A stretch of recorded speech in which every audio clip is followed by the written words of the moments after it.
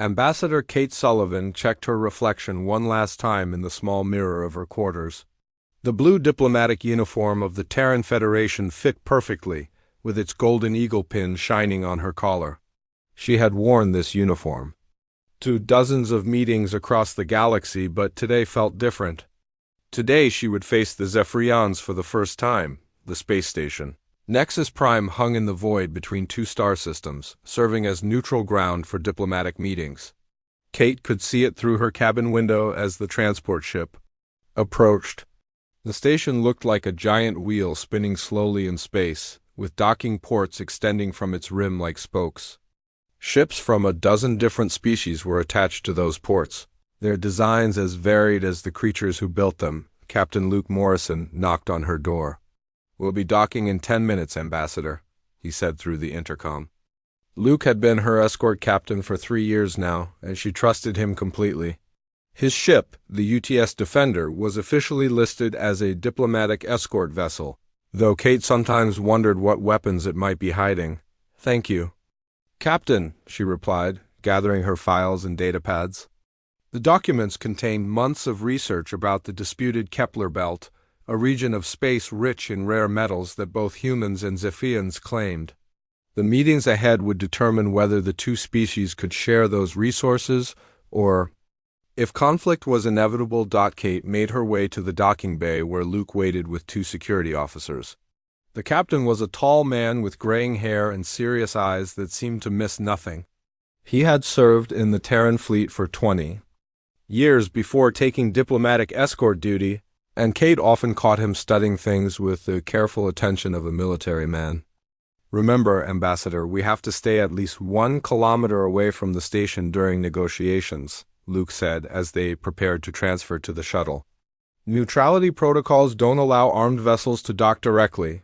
"I know the rules, Luke," Kate smiled, though she appreciated his concern. "The Saurians who run this station take their neutrality very seriously." The shuttle ride to the station took only 15 minutes, but Kate used the time to review her notes.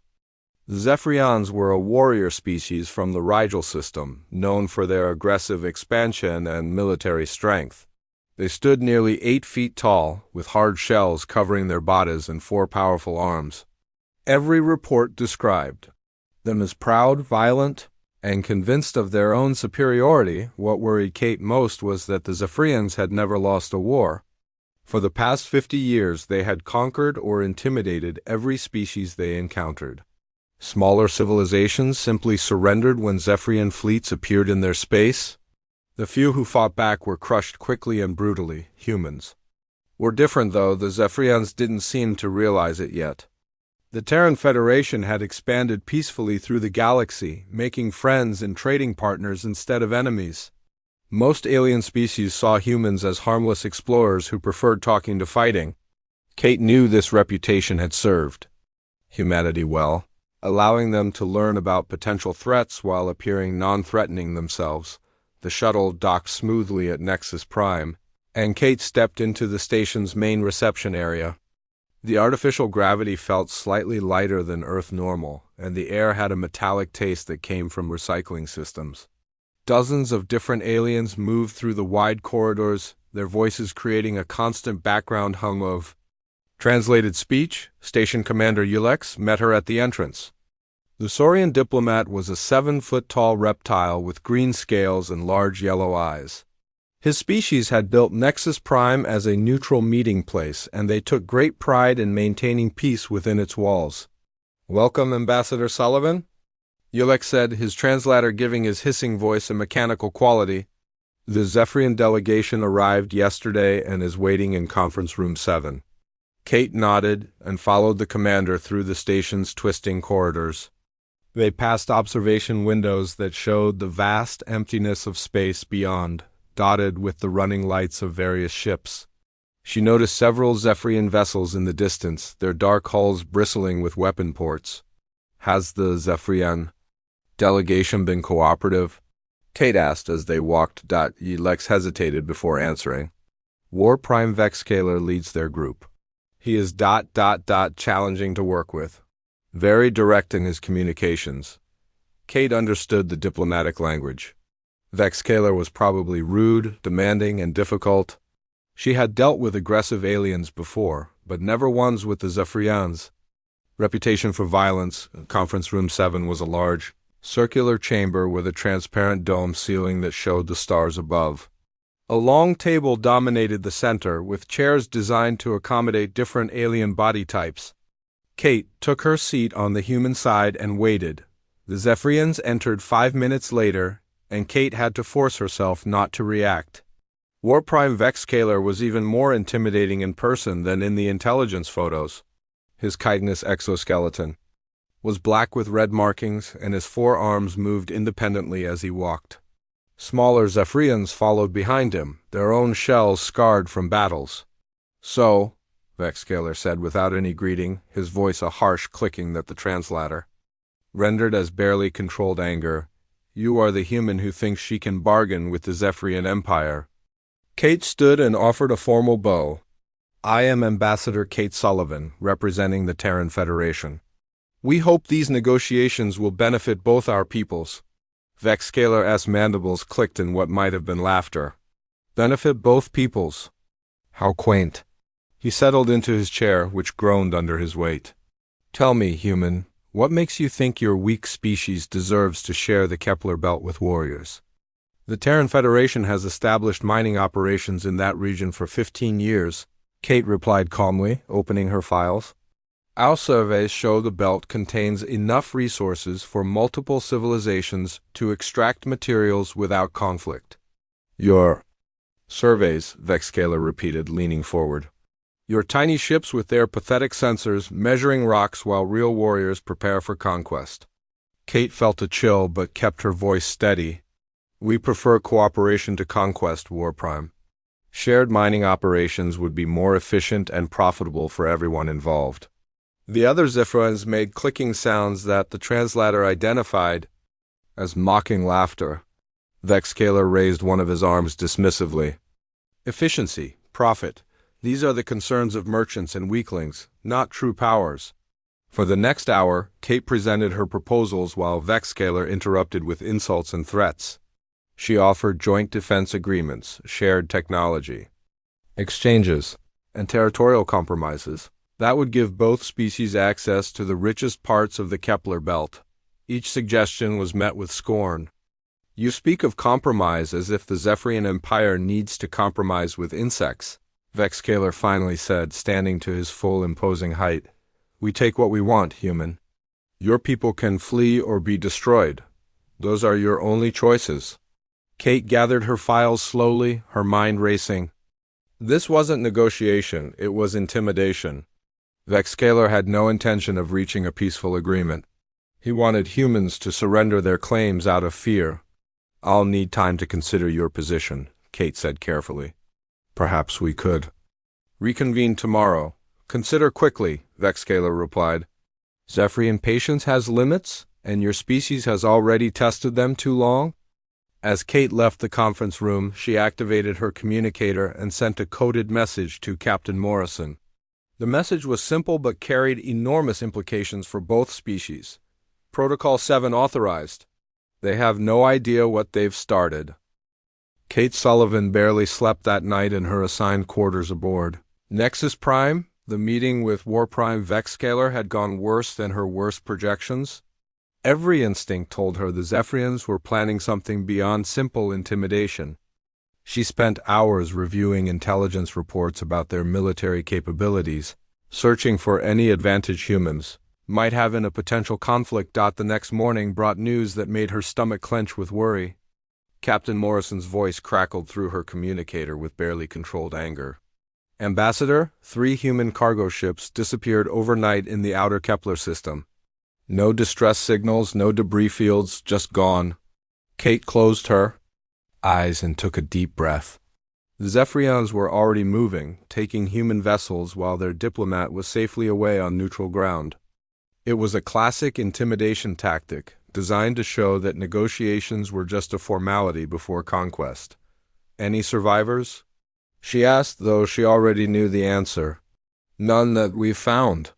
The ships had crews totaling over 200. People, Luke's voice carried the weight of those lost lives. Admiral Reynolds wants to know if you need immediate evacuation. Kate looked out her window at the Zephyrian warships holding position near the station. Running would only confirm their belief that humans were cowards. Not yet, Luke. Let me try one more time to make them see reason. The second day of negotiations began with Vexcaler already seated when Kate arrived at Conference Room 7. His posture radiated smug satisfaction, and she knew he was aware of the missing ships.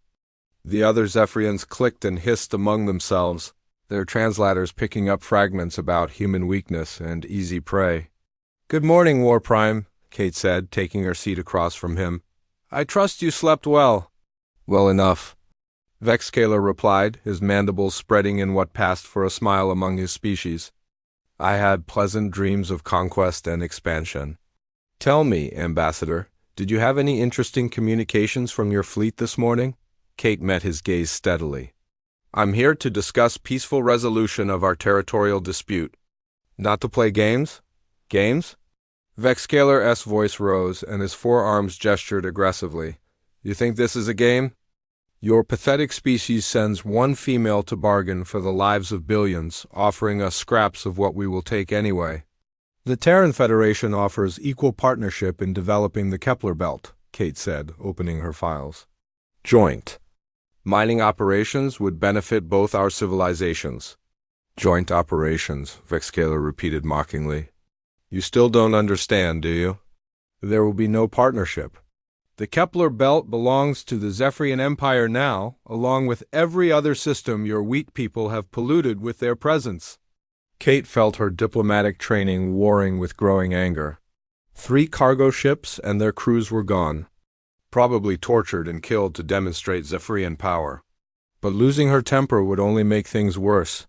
"War Prime, surely we can find some middle ground," she began. "Middle ground?" Vexcaler slammed one of his fists on the table, making the metal ring like a bell. "I grow tired of your begging, human. Let me make our position perfectly clear." He stood and walked around the table toward her. Kate remained seated, though every nerve screamed at her to run. Station Commander Yelex shifted nervously by the door but made no move to intervene. The Saurians were terrified of the Zephyrians. "Like everyone else, your species will withdraw from all contested systems within 30 standard days," Vexcaler continued, looming over her chair. "Any human vessels found in Zephyrian space after that deadline will be destroyed without warning. Your colonies will be relocated to whatever barren worlds we choose to give you." "And if we refuse?" Kate asked, though she knew the answer. "Then we will demonstrate why every intelligent species in this galaxy fears the Zephyrian Empire." Vexcaler leaned closer, his alien scent filling her nostrils. "We will burn your worlds and scatter your people across the void. Your children will curse your name for choosing pride over survival." Kate stood slowly, matching his stare. "The Terran Federation doesn't respond well to threats, War Prime. We prefer cooperation, but we're not helpless." The other Zephyrians burst into clicking laughter at her words. Vexcaler's mandibles spread wider, showing rows of sharp teeth. "Not helpless? Your exploration ships carry mining lasers and scientific equipment. Our cruisers mount plasma cannons that can crack continents."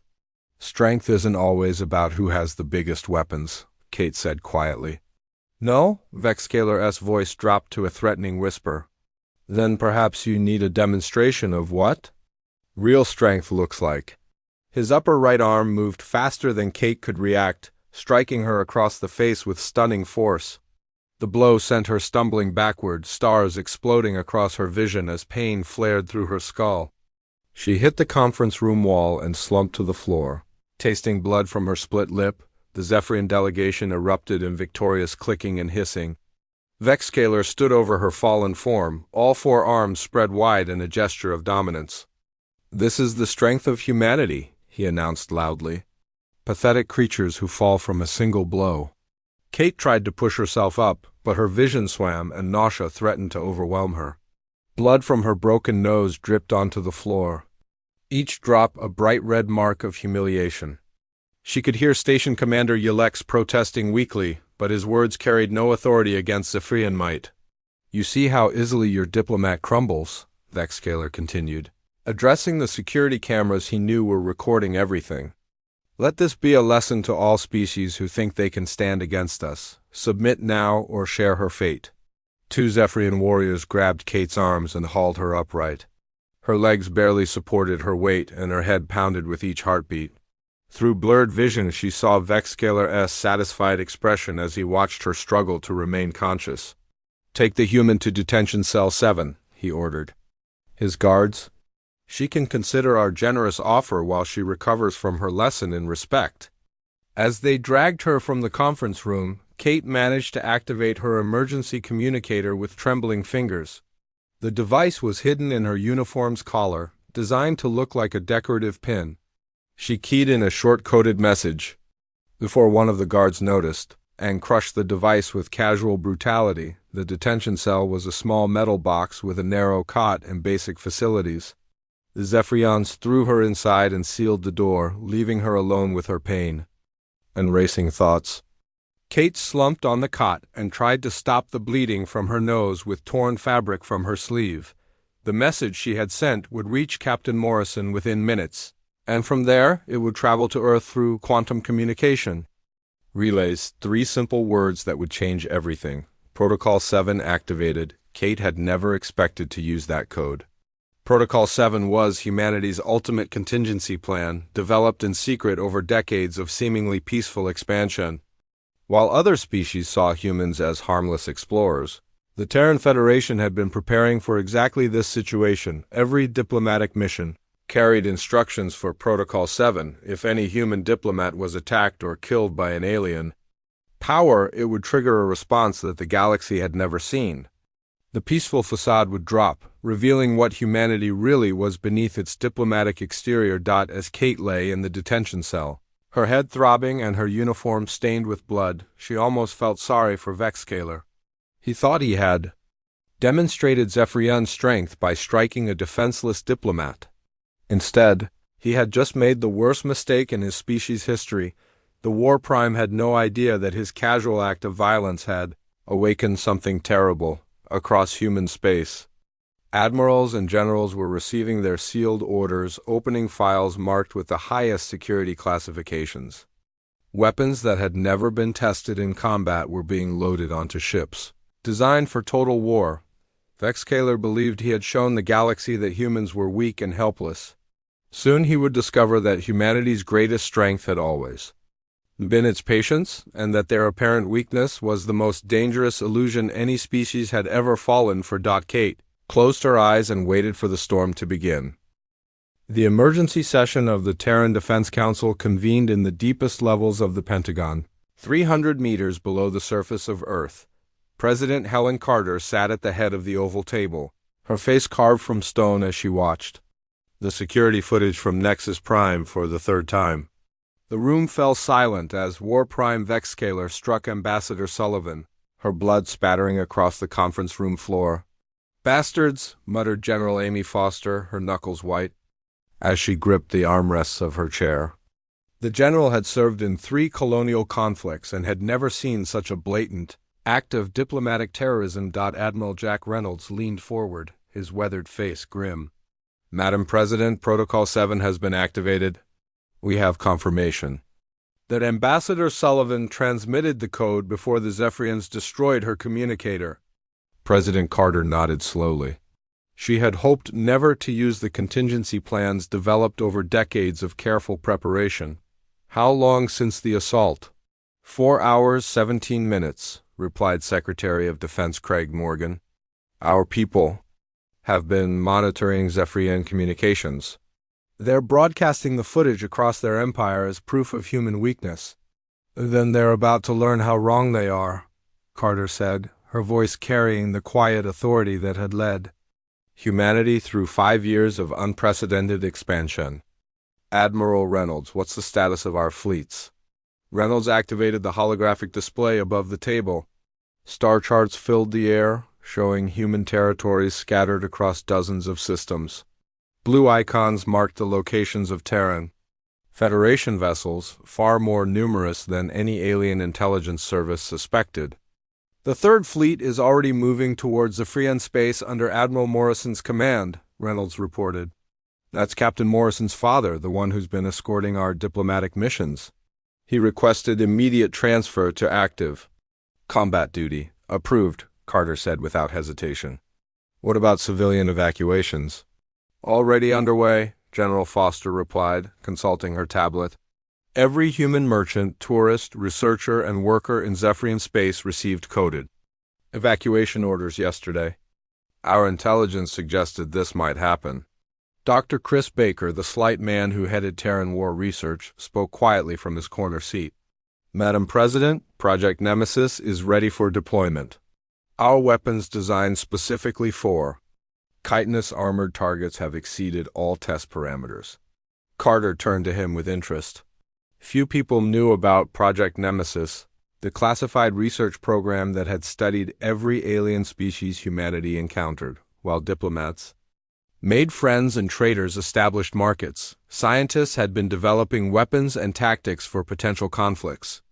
What exactly are we looking at, Doctor? She asked. Baker activated his own display, showing detailed anatomical charts of Zephyrian physiology. Their exoskeletons are incredibly tough against conventional weapons, but they have 3 critical weak points. The joints between shell segments, the respiratory vents along their sides, and the nerve clusters at the base of their necks. Our new armor-piercing rounds are designed to fragment inside those weak points, General Foster added. Plus, we've developed sonic weapons that can shatter their shells at specific frequencies. Admiral Reynolds pulled up fleet manifests on his display. The galaxy thinks our exploration ships are lightly armed scientific vessels. They have no idea that we've been building dreadnoughts disguised as cargo haulers and research platforms. How many ships can we deploy? Carter asked. 837 capital ships, not including smaller vessels and support craft. Reynolds replied. The Zephyrians have roughly 400 ships of comparable size, but their weapons are designed for fighting species that surrender quickly. Secretary Morgan leaned back in his chair. They've never faced an enemy that fought back effectively. Every species they've conquered either submitted immediately or was crushed within weeks. That's about to change, Carter said, standing and walking to the star chart. Dr. Baker, how long have we been studying Zephyrian military tactics? 37 years, Baker replied. Ever since we made first contact. We have detailed analyses of every engagement they've fought, including tactical weaknesses they don't know they have. General Foster smiled coldly. They rely on intimidation and overwhelming force against terrified enemies.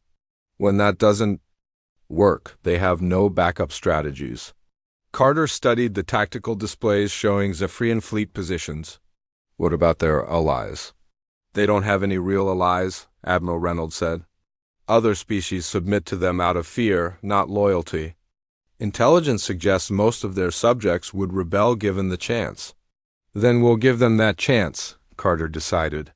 Admiral, I want the Third Fleet to begin operations within 48 hours. Make it clear that we're not invading Zephyrian territory, we're liberating their victims. What about the other galactic powers? Secretary Morgan asked.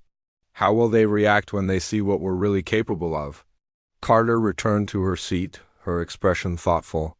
They'll realize that the peaceful explorers they've been dealing with are actually the most dangerous species in known space.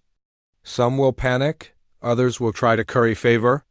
Either way, they'll never underestimate humanity again. Dr. Baker cleared his throat nervously. Madame President, there's something else. Our psychological profile suggests that Zephyrian culture might collapse entirely if they face significant military defeats. They've built their entire identity around being unbeatable warriors. Good, Carter said bluntly. Maybe they'll think twice before assaulting diplomats in the future. Admiral Reynolds activated another display showing ship movements across human space. We've been positioning assets for 3 decades, Madam President. Cargo ships that are actually troop transports. Mining platforms that launch kinetic bombardment weapons, communication relays that coordinate fleet movements. The Zephyrians aren't the only ones who are going to be surprised, General Foster added. Every species that thought humans were harmless traitors is about to get a very rude awakening. Carter stood again, her decision made. Gentlemen, lady, we've spent 50 years building a reputation as peaceful explorers. Today that ends. The galaxy is about to learn why Earth survived 2 world wars, nuclear weapons and climate change before we ever reached the stars. She activated the emergency communication system that would carry her words to every human ship, station, and colony across known space. This is President Carter. 4 hours ago, Ambassador Kate Sullivan was brutally assaulted while conducting diplomatic negotiations under neutral protection. This act of terrorism against a peaceful envoy cannot and will not be tolerated. Across human space, military commanders opened sealed orders they had carried for years. Weapon systems that had never been tested in combat came online. Ships that had pretended to be harmless exploration vessels revealed their true nature as instruments of war. The Zephyrian Empire believes that might makes right, Carter continued. They think that striking our diplomat proves their strength and our weakness. They are about to discover how wrong they are. Admiral Reynolds was already coordinating with fleet commanders through encrypted channels. 3rd Fleet reports ready for immediate deployment. 7th Fleet is moving to secure our borders. 5th Fleet is positioning for follow-up operations. What about Ambassador Sullivan? Dr. Baker asked quietly. She's alive according to our sources on Nexus Prime, General Foster replied. The Zephyrians are holding her as a trophy, probably planning to use her for propaganda. Carter's eyes hardened. Then we'll make sure they regret keeping her alive to see what happens next. Admiral Reynolds, you have permission to begin Operation Sledgehammer? Show the Zephyrians what happens when someone hurts our people. As the council members dispersed to coordinate humanity's response, President Carter remained alone in the conference room. She looked at the star charts showing peaceful human colonies scattered across the galaxy, their inhabitants trusting that diplomacy and trade would keep them safe. Soon those same charts would show something very different. The galaxy was about to learn that humanity's greatest deception had been convincing everyone that they were harmless. War Prime Vexcaler had struck what he thought was a helpless diplomat, but he had actually awakened the most dangerous predator species that had ever evolved. The peaceful mask was coming off, and nothing would ever be the same. War Prime Vexcaler stood before the massive viewscreen in his flagship's command center, watching the recording of his assault on the human diplomat for the 100th time. Each viewing filled him with fresh satisfaction as he saw the pathetic creature crumple under his blow. The footage had been broadcast across the Zephyrian Empire and to every known alien civilization, proof of humanity's weakness and Zephyrian supremacy. Glorious War Prime, hissed his second-in-command, Sub-Commander Kexler. The humans haven't even responded to our demands. They cower in fear like all the others. Vexcaler clicked his mandibles in pleasure. Of course they do. No species has ever stood against the Empire once they've seen our strength demonstrated. The humans will surrender their territories within days. The bridge of the battleship Vengeance was a monument to Zephyrian military might. Weapon control stations lined the walls, each one capable of directing enough firepower to level a city. Tactical displays showed the positions of the Zephyrian fleet, 400 vessels that had never known defeat. War Prime, the communications officer called out, "We're receiving a transmission from the Terran Federation." "Already?" Vexcaler laughed, a harsh clicking sound. "Put it on screen. Let us hear their surrender." The viewscreen shifted to show a human male in a dark blue uniform. The man appeared to be in his 50s, with gray hair and eyes that seemed to burn with controlled fury. Behind him, Vexcaler could see what looked like a ship's bridge, though. It was far more advanced than anything he had seen on human vessels before. "I'm Admiral Jack Reynolds of the Terran Federation Fleet," the human said, his voice calm and steady. "We have received your terms regarding territorial disputes and your treatment of our diplomatic personnel." "Good," Vexcaler interrupted, spreading his forearms wide. "Then you understand that resistance is futile. Withdraw from all contested systems immediately or share your diplomat's fate."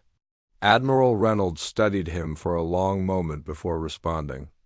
War Prime Vexscaler, by attacking Ambassador Sullivan under diplomatic protection, your empire has committed an act of war against the Terran Federation. We are responding accordingly. Vexscaler burst into mocking laughter. An act of war? Yeah. Think your merchant ships and scientific expeditions frighten us? We have crushed species far stronger than yours. Have you? Reynolds asked quietly. Tell me, War Prime, in all your conquests, have you ever faced an enemy that fought back? The question caught Vexscaler off guard. Every species the Empire had encountered either surrendered immediately or was destroyed within weeks. The idea of prolonged resistance was foreign to Zephyrian military doctrine. All enemies fall before Zephyrian might, he replied, though some instinct made him uneasy. Your species will be no different. We'll see, Reynolds said. You have 24 hours to release Ambassador Sullivan and provide full reparations for your unprovoked attack. After that, we'll show you what happens when someone hurts our people. The transmission ended, leaving the bridge in silence. Vexscaler stared at the empty screen, his mandibles clicking nervously. Something about the human's tone bothered him, though he couldn't identify what. Arrogant insects, Sub-Commander Kexler sneered. Shall we destroy their nearest colony as a response? Yes, Vexscaler decided. Select a human settlement and demonstrate the price of defiance. Record everything. For broadcast. 20 hours later, a Zephyrian task force arrived at New Geneva, a human mining colony on the edge of contested space. The settlement contained roughly 50,000 civilians working the asteroid belt's rich mineral deposits. It should have been an easy target for intimidation. Instead, the Zephyrians found empty space. Every human ship, station, and piece of equipment had vanished without a trace. The asteroid mining platforms floated abandoned, their automated systems still running but no sign of their operators. Where are they? Kexler demanded as his ship searched the system. 50,000 humans don't just disappear. The answer came from their intelligence division. Every human civilian in Zephyrian space had vanished overnight, evacuated by ships that had slipped past Zephyrian patrols without being detected. The operation had been planned and executed with military precision. Impossible, Vexscaler snarled when he heard the report. Our sensors would have detected mass evacuations, but they hadn't. While the Zephyrians celebrated their diplomatic victory, humanity had quietly removed every vulnerable target from their reach. The galaxy's supposedly harmless traders had demonstrated logistical capabilities that rivaled major military powers. Frustrated and angry, Vexscaler ordered his forces to take their rage out on human prisoners already in Zephyrian custody. The execution was broadcast live across the galaxy, showing a bound human merchant being killed by plasma fire while Vexscaler watched approvingly. Let this show all species what happens when you oppose Zephyrian might, he declared to the cameras. The Human Federation has until tomorrow to surrender or their worlds will burn. The broadcast ended with Vexscaler feeling satisfied that he had reasserted Zephyrian dominance. The execution would terrify the humans into submission, just like every other species before them. He was wrong. 18 hours after the execution, Zephyrian sensors detected something impossible at the edge of their space. Ships were emerging from hyperspace, but they weren't the small exploration vessels the galaxy associated with humanity. These were massive dreadnoughts, their hulls bristling with weapon systems that made Zephyrian battleships look like toys. How many? Vexscaler demanded, staring at the tactical display in disbelief. Over 300 capital ships, War Prime, his sensor operator reported. With escorts and support vessels, nearly 1,000 ships total. Impossible, Kexler whispered. The humans don't have that kind of fleet, but they did. For decades, humanity had built warships disguised as cargo haulers and research vessels. Mining platforms that could launch kinetic bombardment weapons. Communication relays that coordinated fleet movements across dozens of star systems. The peaceful facade had hidden the largest military buildup in galactic history. Admiral Reynolds appeared on every screen in Zephyrian space, his message simple and direct. By executing our prisoner, the Zephyrian Empire has chosen total war. We accept your choice. You will now learn why humanity survived 2 world wars, nuclear weapons, and planetary climate collapse before we ever reached the stars.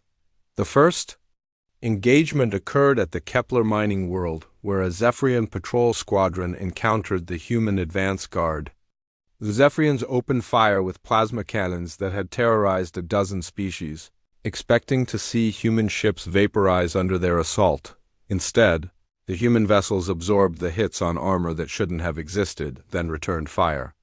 With weapons that punched through Zephyrian hulls like paper, kinetic projectiles moving at significant fractions of light speed tore through ships that had seemed invincible within 30 minutes.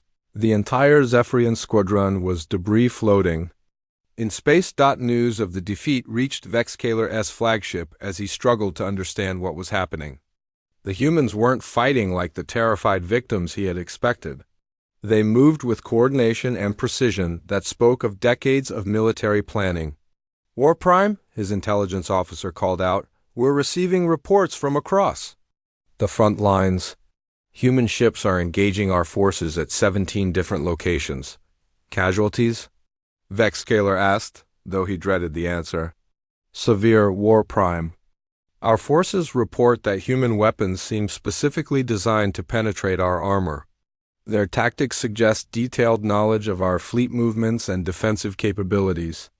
Vexcaler felt something he had never experienced before: fear. The humans weren't just fighting back. They were winning. Worse, they seemed to know exactly how to hurt Zephyrian forces most effectively. As battle reports flooded in from across Zephyrian space, a terrible realization began to dawn on the War Prime. The peaceful explorers his empire had dismissed as harmless weren't explorers at all. They were scouts, gathering intelligence and preparing for this exact moment. Humanity had spent decades studying their potential enemies while presenting themselves as no threat. Now that facade was dropping, revealing predators who had been planning for war while their enemies grew complacent. War Prime. Vexcaler had thought striking a human diplomat would demonstrate Zephyrian strength. Instead, he had awakened something that would destroy everything he had ever known. The greatest military empire in known space was about to discover what real strength looked like. 3 months after War Prime Vexcaler struck Ambassador Kate Sullivan, the once mighty Zephyrian Empire lay in ruins. Their capital world of Rigel Prime burned under kinetic bombardment from human dreadnoughts, the proud cities reduced to rubble and ash. The species that had terrorized the galaxy for 50 years now cowered in refugee camps, begging for mercy from the humans they had thought were helpless. Vexcaler himself sat in chains aboard the UTS Retribution, Admiral Reynolds' flagship. The former War Prime was missing 2 of his 4 arms, lost when human marines stormed his command bunker on Nexus 7. His once proud exoskeleton was cracked and scarred, held together by medical restraints that kept him alive despite his injuries. The conference room where he now waited was identical to the one on Nexus Prime where this war had begun. The same circular table, the same transparent dome showing stars above, but everything else had changed. Instead of facing a lone human diplomat, Vexcaler was surrounded by the military commanders who had destroyed his civilization. Admiral Reynolds entered the room wearing the same dark blue uniform he had worn in his first transmission to Zephyrian space. Behind him came General Amy Foster, her combat fatigue still stained with the dust of conquered worlds. Dr. Chris Baker followed, carrying datapads filled with casualty reports and technological assessments. "War Prime Vexcaler," Reynolds said, taking the seat directly across from the broken alien. "Or should I say former War Prime? I understand your empire no longer exists." Vexcaler's remaining arms trembled as he struggled to speak through his damaged translator. "You don't understand. We were the strongest species in this sector. How did you hide such power?" Reynolds leaned back in his chair, studying the creature who had started this war with a single act of violence. "We didn't hide it. You just assumed that because we preferred talking to fighting, we couldn't fight. That was your first mistake." "Impossible," Vexcaler whispered. "Your ships were tiny exploration vessels. Your weapons were mining lasers. and scientific equipment. General Foster smiled coldly. Some of them were. Others were dreadnoughts disguised as cargo haulers. Our mining platforms were actually kinetic bombardment weapons. Those scientific sensors you dismissed were mapping your fleet positions and defensive capabilities. Dr. Baker opened one of his data pads and showed Vexscaler detailed anatomical charts of Zephyrian physiology.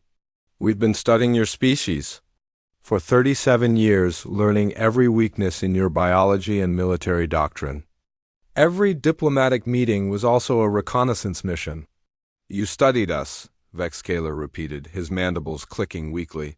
While we conquered others, you prepared to conquer us. We prepared to defend ourselves, Reynolds corrected. You chose to make that preparation necessary when you decided diplomacy was weakness. The door opened and Ambassador Kate Sullivan entered the room. Her face still bore faint scars from Vexscaler's assault, but she walked with the confidence of someone who had seen her attackers brought to justice. She wore her diplomatic uniform with its golden eagle pin. Pristine and proud, Vexscaler flinched when he saw her, his remaining arms trying to cover his face in shame. The human diplomat!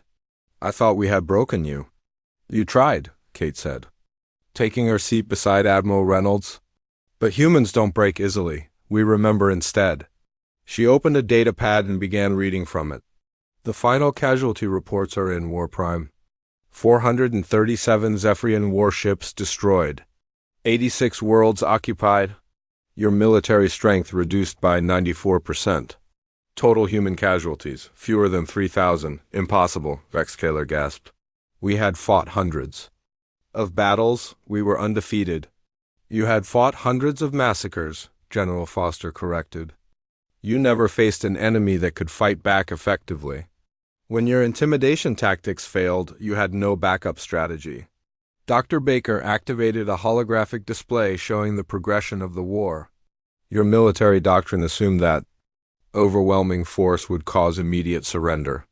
When that didn't happen, your forces had no idea how to adapt. But your ships, Vexscaler protested weakly. They were so small, so peaceful. Appearances can be deceiving, Admiral Reynolds sighed. While you were showing off your strength, we were building the largest fleet in galactic history. Every colony ship carried weapons components. Every trade vessel gathered intelligence. Every diplomatic mission was also a military reconnaissance. Kate leaned forward, her voice gentle but implacable. You see, War Prime, humanity learned something important during our early history. The most dangerous enemies are often the ones that don't look threatening. We applied that lesson when we reached the stars. Your species built their identity around being unbeatable warriors, Dr. Baker added. Our psychological profiles predicted that military defeat would cause complete cultural collapse. We were right. Vexscaler's shoulders sagged as the full scope of his failure became clear. We ruled this sector for 50 years. Every species feared us. They feared your reputation, Reynolds replied. But reputation's built on bullying weaker. Opponents don't survive contact with real military power. General Foster activated another display showing the current state of former Zephyrian space. Your subject species are already declaring independence. The Altarian Republic has formed an alliance with 3 other liberated worlds. The Vegan Mining Consortium is requesting Terran Federation protection. They're free because of your actions. Kate said, when you struck me, you didn't just attack one diplomat. You attacked the principle that peaceful species have the right to exist without fear. Vexscaler looked around the room at the humans who had destroyed his empire. What happens? Now? Will you exterminate us like we did to others? No, Admiral Reynolds said firmly. We're not like you. Surviving Zephyrian populations will be relocated to designated worlds where they can rebuild their civilization. Under human supervision, of course. Your military is disbanded permanently, General Foster added. Your weapons technology is being confiscated and studied. Your warships are being scrapped or converted to peaceful purposes. Dr. Baker consulted his notes. Psychological rehabilitation programs are being established for your people. We're hoping to help them develop a culture based on cooperation rather than conquest. Kate stood and walked to the window, showing the stars beyond. The galaxy is learning an important lesson from this war, Prime. They're discovering that the species they thought were harmless traders are actually the most dangerous civilization in known space. Dangerous? Vexscaler asked weakly. Dangerous because we're patient, Kate replied. Dangerous because we learn from our enemies while they underestimate us. Dangerous because we prefer peace but excel at war when forced to fight. Admiral Reynolds activated his communicator, and voices from across human space filled the room. Fleet commanders reported successful occupation of former Zephyrian strongholds. Diplomatic corps announced new alliance treaties with liberated species. Colonial administrators detailed reconstruction efforts on devastated worlds. The Altarian ambassador wants to thank us personally for their liberation, one voice reported. They're offering exclusive trading rights as compensation. The Vegan Mining Consortium is requesting Federation membership, said another. They want our protection against future aggression. 7 species have sent diplomatic missions to Earth, a third voice added. They all want to negotiate mutual defense treaties. Vexscaler listened to the reports with growing despair. The galaxy that had once trembled before Zephyrian might was now rushing to ally with humanity. The predators had become the protectors, and everyone wanted their friendship. You've turned the entire sector against us, he whispered. We've turned them against aggression, Kate corrected. Your empire taught the galaxy that might makes right. We're teaching them that right backed by might is stronger than pure force. Admiral Reynolds stood and gathered his files. Prime Vexscaler, you will be transported to Colony World 7, where you'll spend the rest of your life thinking about the choices that led to this moment. Your assault on Ambassador Sullivan wasn't just an attack on one person. It was the end of your species' dominance and the beginning of a new era in galactic politics. As the guards prepared to escort Vexscaler from the room, he turned back to Kate with desperate eyes. If we had known what you really were, we never would have attacked your diplomat, Kate smiled sadly. That's exactly why we let you underestimate us, Prime. The galaxy is safer when aggressive species think twice before starting wars. They can't win. Remember this, Admiral Reynolds added as Vexscaler was led away. Every species in this galaxy will remember what happened when someone hurt a human diplomat. They'll remember that we prefer peace, but we're very, very good at war. Alone in the conference room, Kate Sullivan looked out at the stars where human ships now patrolled space once controlled by the Zephyrian Empire. Her assault had been brutal and humiliating, but it had served a purpose. The galaxy now understood that humanity's diplomatic courtesy masked a military capability beyond their worst nightmares. Ambassador Kate Sullivan prepared for her next mission, knowing that she would never again negotiate from a position of perceived weakness. The peaceful mask had been lifted, revealing the apex predators beneath, and the galaxy would never be the same.